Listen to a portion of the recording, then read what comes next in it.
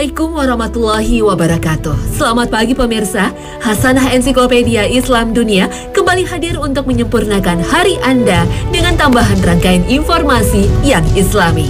Semoga tayangan kami hari ini menjadi salah satu sumber pemahaman Anda akan sifat Islam sebagai rahmat semesta alam. Amin, Allahumma amin. Zodiak adalah salah satu perkara populer yang sering dijadikan manusia untuk mengetahui karakter seorang pribadi dan menguak rahasia gaib mengenai masa depan. Zodiak pada dasarnya adalah sebuah sistem yang mengelompokkan manusia menjadi beberapa kelompok sesuai dengan hari kelahirannya. Salah satu bentuk zodiak yang paling populer dan dikenal dalam masyarakat, termasuk masyarakat Indonesia, adalah Western Zodiac.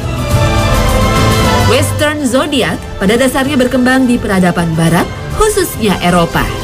Western Zodiac diperkirakan ditemukan dalam peradaban Romawi. Mengakarnya zodiak dalam kultur masyarakat Indonesia tak bisa dipisahkan dari masa penjajahan Belanda yang berlangsung selama 350 tahun. Dan budaya ini masih ada dan eksis karena berkembangnya akses informasi. Zodiak adalah sebuah kata dalam bahasa Latin yang berarti lingkaran binatang. Dan hal ini tercermin dari penggunaan binatang sebagai simbol 7 dari 12 kelompok dalam Western Zodiac. Pembagian kelompok dalam Western Zodiac berdasarkan pada posisi matahari, bulan, planet, bintang, dan benda-benda langit lainnya. Posisi benda-benda langit ini akan membentuk sebuah pola khas karena kesemuanya beredar mengelilingi matahari.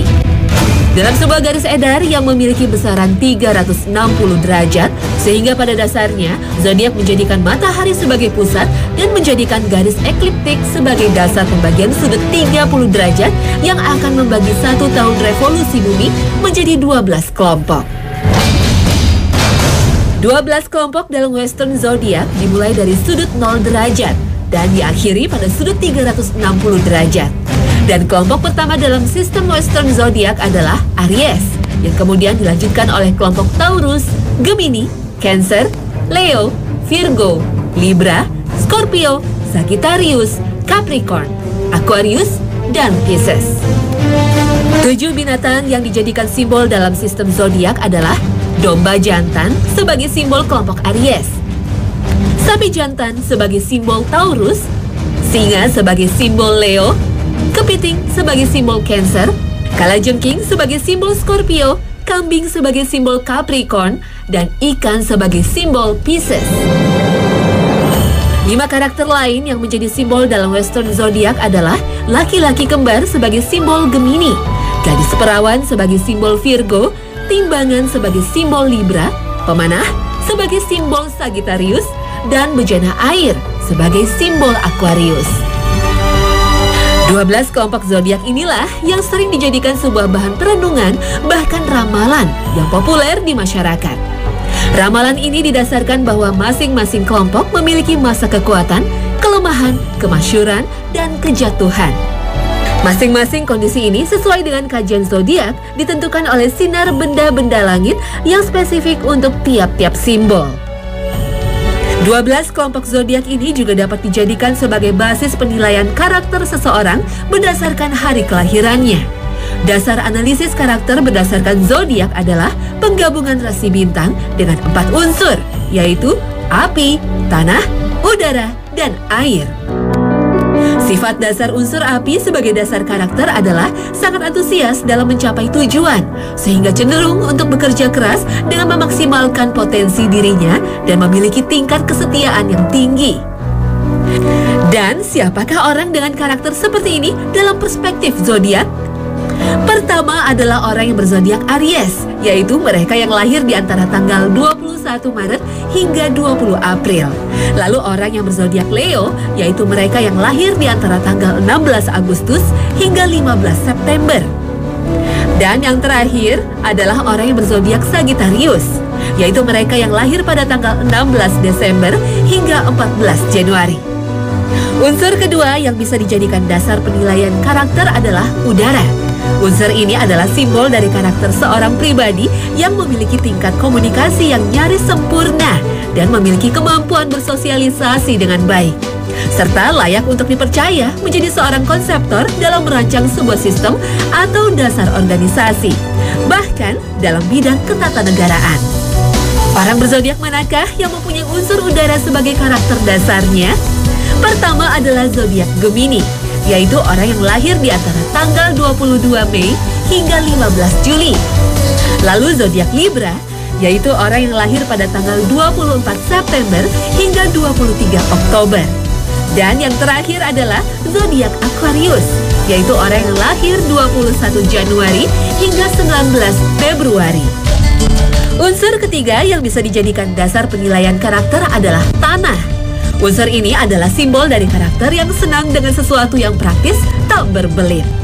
Namun unsur tanah menjadikan seseorang menjadi sangat berhati-hati karena memandang dunia sebagai sebuah tempat yang sangat materialistis. Pribadi dengan unsur tanah adalah yang berzodiak Taurus, yaitu orang yang lahir pada tanggal 21 April hingga 21 Mei. Lalu zodiak Virgo, yaitu orang yang lahir pada tanggal 23 Agustus hingga 23 September. Dan zodiak Capricorn, yaitu orang yang lahir pada tanggal 22 Desember hingga 20 Januari. Unsur keempat sekaligus unsur terakhir adalah air.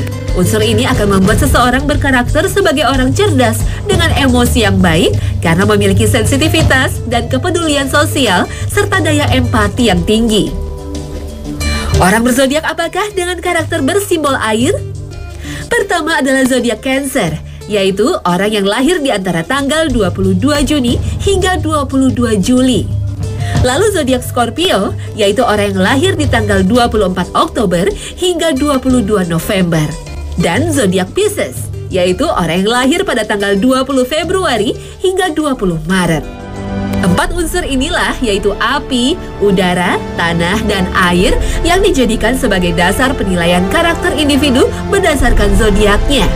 Sehingga jika menjadikan zodiak sejatinya hanya menjadikan karakter 7 miliar manusia menjadi 12 jenis saja.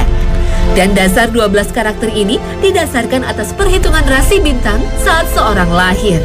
Artinya karakter seseorang sesuai dengan kajian zodiak sudah ditentukan di detik pertama saat kehidupannya, bukan dari bagaimanakah ia menjalani kehidupannya. Zodiak memang mendasarkan pola pergerakan benda langit dalam sistem tata surya. Sehingga zodiak adalah sebuah bagian dari astrologi atau ilmu tentang tata surya dan perbintangan. Namun zodiak tidak dapat dijadikan sebagai sebuah rujukan yang bersifat ilmiah. Ketika pola peredaran bulan, planet, dan benda langit dijadikan patokan sebagai penentu keberuntungan dan kesialan seseorang. Akhirnya meski tergabung dalam bidang astrologi, zodiak bersifat sebagai kajian ilmiah yang semu karena bersinggungan dengan keberuntungan.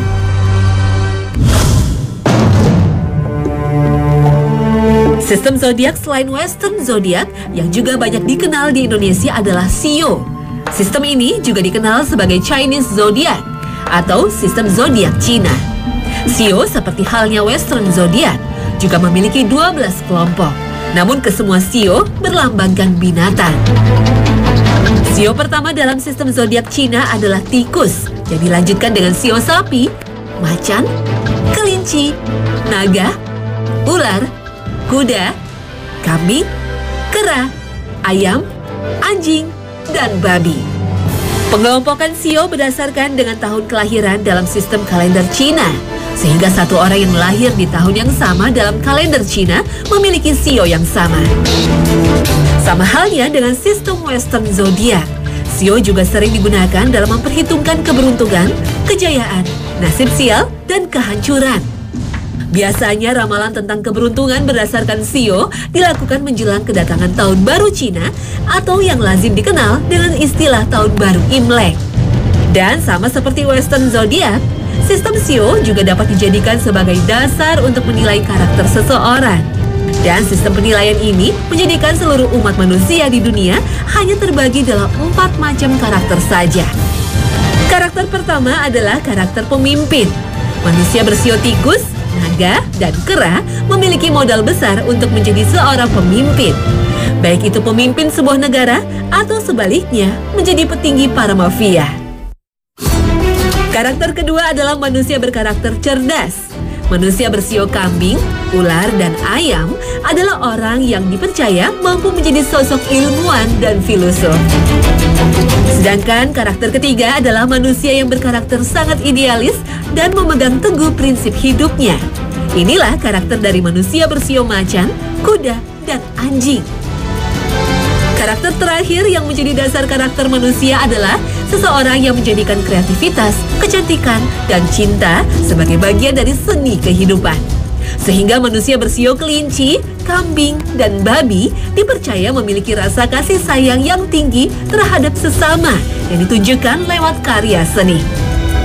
Sistem sio adalah salah satu bentuk peradaban oriental atau peradaban timur jauh yang didominasi oleh budaya Cina yang bertahan hingga ke zaman digital.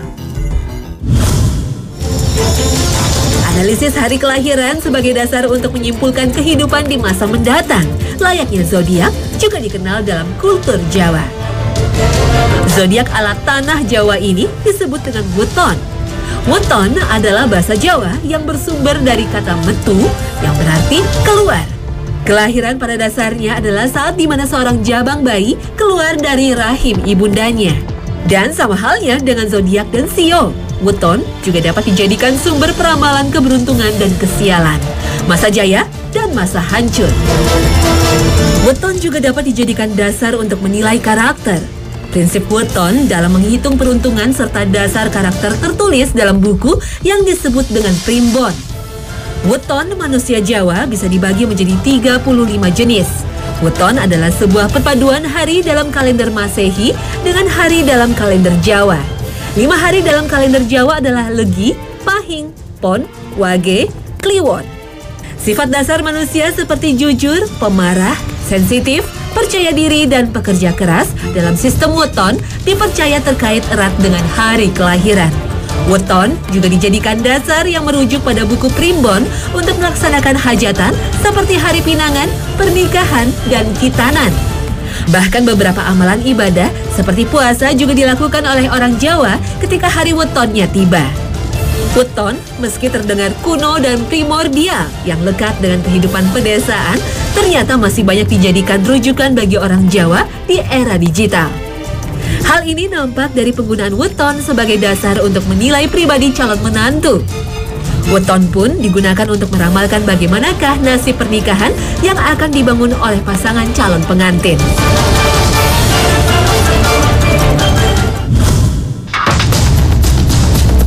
Adanya sistem zodiak, sio, dan weton menunjukkan satu fakta sosial yang sama, yaitu manusia dimanapun ia berada ternyata berhasrat untuk membaca sesuatu yang gaib.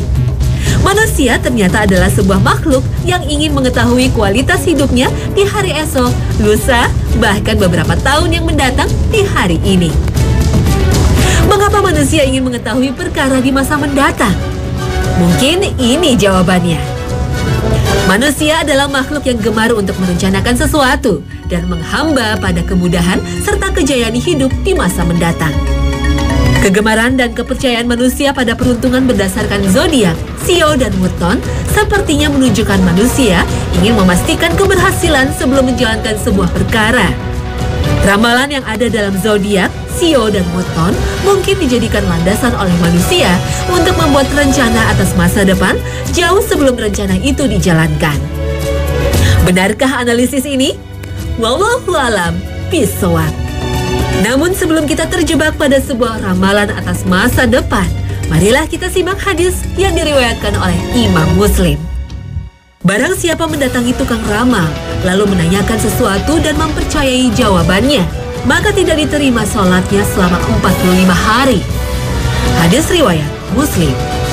Hadis sahih ini seharusnya dijadikan pijakan atas perkara ramalan. Sang peramal di zaman modern tak hanya ditunjukkan pada seseorang yang dipercaya memiliki kemampuan di luar kemampuan manusia pada umumnya. Peramal tak hanya dilekatkan kepada dukun, pembaca bola ajaib, atau pembaca kartu. Peramal juga bisa disematkan kepada ulasan di media, baik cetak ataupun elektronik, yang menjabarkan peruntungan atas nasib dan keberuntungan.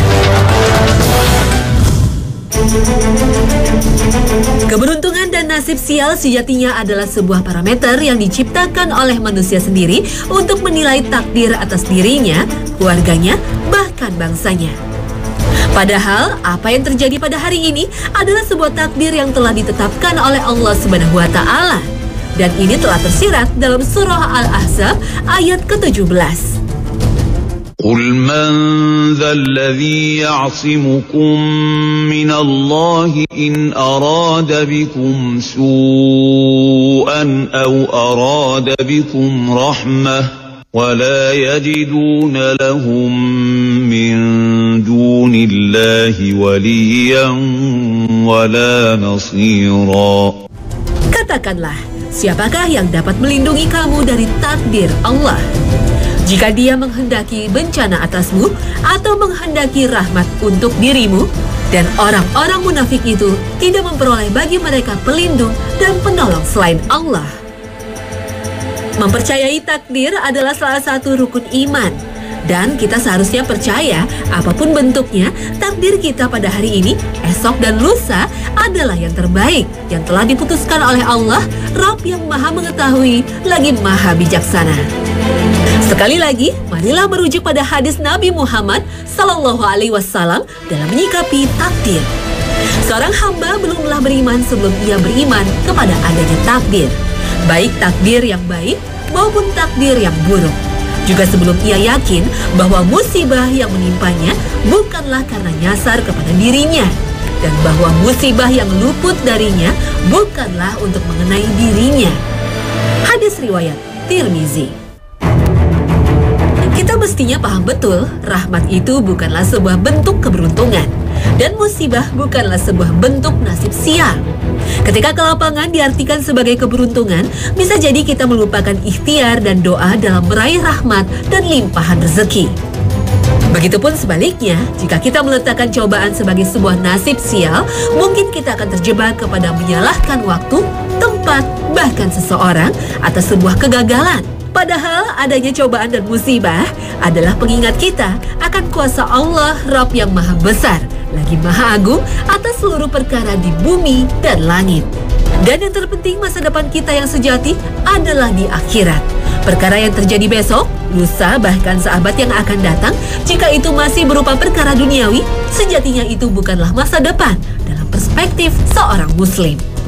Marilah kita berlomba-lomba memperkirakan masa depan yang hakiki ketika hari akhir dan hari perhitungan telah tiba.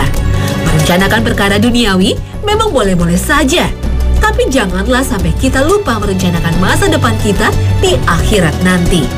Dan pedomannya ada dalam surah Al-Qasas ayat ke-83. Tilka darul akhiratu naj'aluha lilladzina la yuriduna 'uluwan fil ardi wala fasada wal 'aqibatu lil muttaqin.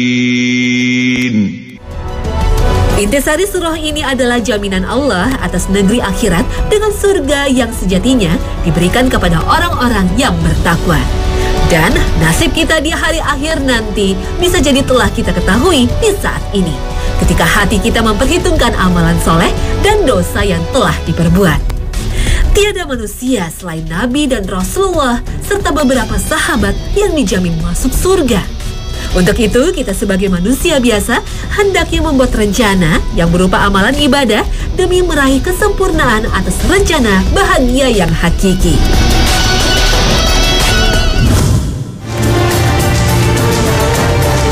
Hari kelahiran sejatinya adalah sebuah perkara gaib dan bentuk takdir Allah Subhanahu wa Ta'ala.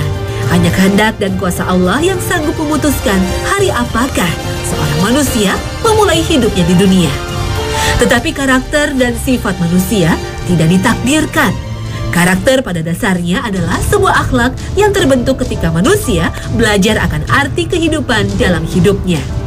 Tidak pernah ada data ilmiah yang membenarkan bahwa kejujuran lekat dengan weton tertentu, atau sifat pemarah identik dengan sio tertentu. Bahkan zodiak tertentu adalah penjamin keluhuran budi seseorang. Sifat yang baik maupun yang buruk tidak dipastikan ketika manusia dilahirkan. Dan begitu pun sebaliknya, orang yang baik budinya tidak tergantung dari hari apa dia dilahirkan. Seorang dewasa pasti sadar betul bahwa pola pikirnya di saat ini dihasilkan dari sebuah proses pembelajaran sepanjang hayat. Seorang dewasa pasti sadar betul perilaku anak adalah cerminan bagaimana pola asuh orang tuanya. Dan seorang dewasa pasti sadar betul bahwa ikhtiar, tawakal, dan doa adalah pondasi dari sebuah kebahagiaan dan kesuksesan. Sehingga, masihkah kita mempertanyakan weton ketika seorang pria hendak melamar anak gadis kita? Masihkah kita membaca zodiak ketika membuat keputusan penting? Dan masihkah kita mengkaji sio sebagai dasar perencanaan hidup 1 tahun ke depan? Jawaban atas pertanyaan ini tak perlu diucapkan secara lantang, karena perilaku kita sehari-harilah yang menjadi jawaban ketiga pertanyaan itu. Nah pemirsa, inilah akhir kebersamaan kita. Terima kasih atas perhatian Anda. Tiada harapan kami selain bertambahnya wawasan Anda akan ilmu pengetahuan yang sesuai dengan tuntunan dan syariat Islam. Akhir kata, wassalamualaikum warahmatullahi wabarakatuh.